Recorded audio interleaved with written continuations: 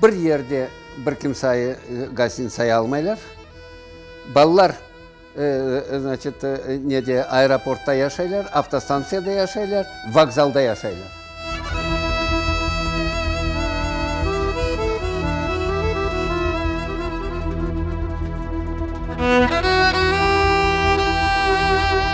У Порт-Артур түркісі мына шыншықмен бақайым да, ерламайлар.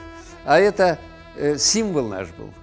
Нас арестовали в Москве, мы пели в Воронках, нас привозили под конвоем на вокзалы, мы пели там специально, чтобы Шцинлер, Корцинлер.